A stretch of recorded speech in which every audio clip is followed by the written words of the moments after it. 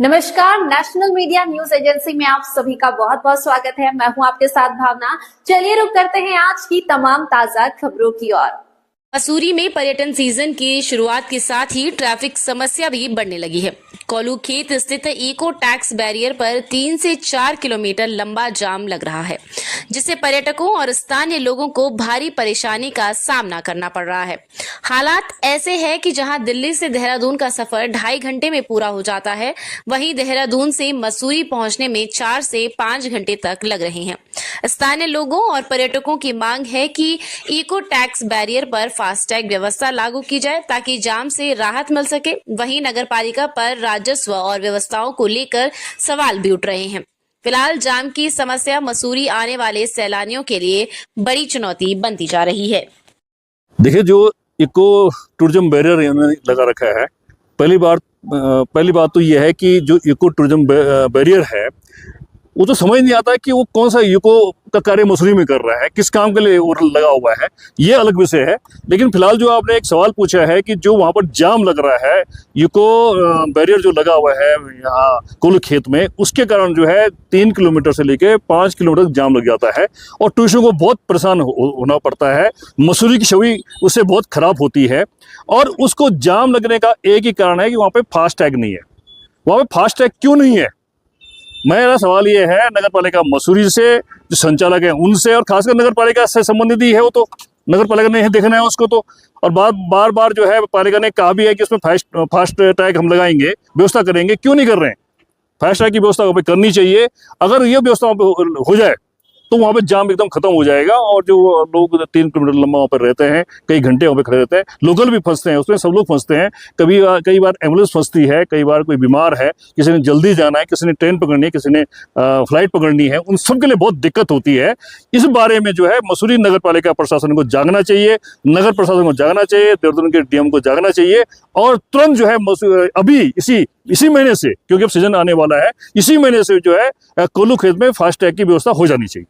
जी बिल्कुल, जो कोल्लू खेत को टूरिज्म बैरियर पे जाम की दो वजह है, एक तो फास्टैग नहीं है, वो तुरंत शुरू हो जाना चाहिए। और दूसरी बात है कि वहां पर जो लोकल गाड़ियां आती हैं उसमें बस भी शामिल है, बस में बहुत लोग बैठे होते हैं, उनको क्योंकि वहां पे टोल काटते हैं, हाथ से काटते हैं, बहुत टाइम लगाते हैं, तो कई घंटे तक वहां पे जो है जाम लगा रहता है। ऐसे में बस भी फंसती है और जो एम्बुलेंस भी फंसती है। तो उसका कारण है कि वहां पर जो लोकल जिन पे कि वो टैक्स नहीं लगता है, वो टोल नहीं लगता है, जिनपे छूट है मसूरी के लोकल लोग, और तमाम जो यहाँ पे टिहरी उत्तरकाशी जाने वाली गाड़ियां हैं उनपे वो टैग नहीं लगता है, वो टैक्स नहीं लगता है। तो उनके लिए वहां पर देखे, जहां वहाँ पे इको टूरिज्म वालों ने अपना जो ऑफिस बना रखा है उसको तोड़ करके बाहर रोड चौड़ी की जानी चाहिए और एक जो लोकल जिनको की माफ है, जिनपे टोल नहीं पड़ता है, उनके लिए बीच में अलग से रूट बननी चाहिए ताकि लोकल लोग भी उससे निकल सकें और जो बस है वो भी निकल सकें। तो वहां भी उस जगह का चौड़ा होना बहुत जरूरी है। देखिए, जो इको टूरिस्ट बैरियर जो कोल्लू खेत पे है, इको टूरिज्म बैरियर जो लगा रखा है वहाँ पे, और जो इको टैक्स वहाँ से वसूल जाता है, उसको लेकर के बार बार जो है संदेह जाहिर किया जाता है और इल्जाम आता है कि उसको पैसा जा कहाँ रहा है, यानी कि कहीं घोटाला तो नहीं हो रहा उस पैसे का।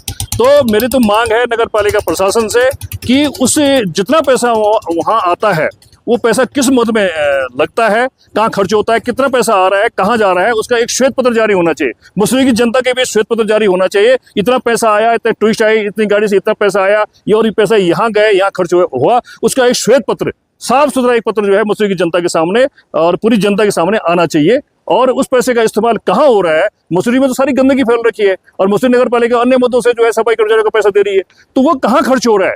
ये बिल्कुल इस बात को बहुत स्पष्ट करना चाहिए। अदरवाइज ये मसूरी की छवि, मसूरी नगर पालिका की छवि को घोटाले के रूप में ला रही है, वो नगर पालिका को देखना चाहिए और वो स्पष्ट रूप से उसका श्वेत पत्र जारी होना चाहिए। देखिए, अब एनएच में अब शुरू हो गया है कि अब कोई फास्टैग आपको रुकना नहीं पड़ेगा, ऑटोमेटिक होगा। अभी आज ही न्यूज में सुना है कि कई ऐसे हो जाएंगे, तो हम क्यों नहीं ऐसा कर सकते? क्यों नहीं हम इसको फास्टैग से लिंक कर सकते? या जो आ रहा है वो एक क्यूआर कोड ले ले और अपने चिपका ले कार में, जो लोकल रेजिडेंट्स हैं उनको भी पास मिल जाए एक क्यूआर के साथ, ताकि हम ऊपर आ सके आराम से। क्यों नहीं कर सकते? टेक्नोलॉजी है। एक ट्रांसपेरेंसी नहीं है। मैंने बहुत साल पहले एक डाला था आरटीआई भाई साहब, नगर निगम मतलब नगर पालिका जाके, कि इको टैक्स का कितना वो हो रहा है, कितना कलेक्शन है। उन्होंने कहा हमारे पास इसका जवाब नहीं है। अगर आप चाहेंगे मैं ढूंढ के वो आपको मैं बाद में जब भी मुझे ढूंढ के निकालूंगी, क्योंकि मैंने भी रख दी। मैंने कहा जब जवाब नहीं मिला आगे क्या करना। तो उनके पास उस समय कोई जवाब नहीं था। करीब 3 साल पहले, 2-3 साल पहले की बात है, मैंने आरटीआई डाली थी। तो एक तो लाखों लोग रोज आ रहे हैं, लोग कह रहे हैं कि पीक सीजन में 8 लाख व्हीकल्स आए, 15 लाख, मतलब ये तो लिखा हुआ है। तो कितना टैक्स है किसी को कुछ पता नहीं, रसीद बुक्स कौन सी हैं हमें पता नहीं, ठेकेदार कहाँ जा रहा है वो पैसा किसी को पता नहीं। नहीं तो मसूरी जैसी जगह में सड़क साफ करने के लिए मशीनें होनी चाहिए थी। सीवर के लिए जो साफ करने के लिए सक्शन मशीन होती हैं वो खूब होनी चाहिए, जो पहाड़ों के लिए हो। स्लोप्स पे इतनी गंदगी है, कुछ ना कुछ तो करके साफ करिए। कहीं नहीं दिखता कि भाई कोई इको, कहीं पेड़ नहीं लग रहे, फूल के अच्छे सुंदर फूल वाले पेड़ लगे, लैंडस्केपिंग हो, इको पार्क कह रहे हैं बनाएंगे एमडीडीए, नगर पालिका कहाँ बना रही है कोई पार्क? हर मोहल्ले में कुछ बनाए, पैसा है, इको क्यों नहीं कर सकते? अगर चाहें तो बिल्कुल। हमारे पास तो एक वेदर वो एक्यूआई मेजर करने का कुछ नहीं लिखा हुआ कि हमें ये पता चले कि कुल्ली का एक्यूआई क्या है और लंडौर का एक्यूआई क्या है, नहीं है हमारे पास कुछ। और ये पैसा कहाँ जा रहा है हमें समझ नहीं आ रहा जी।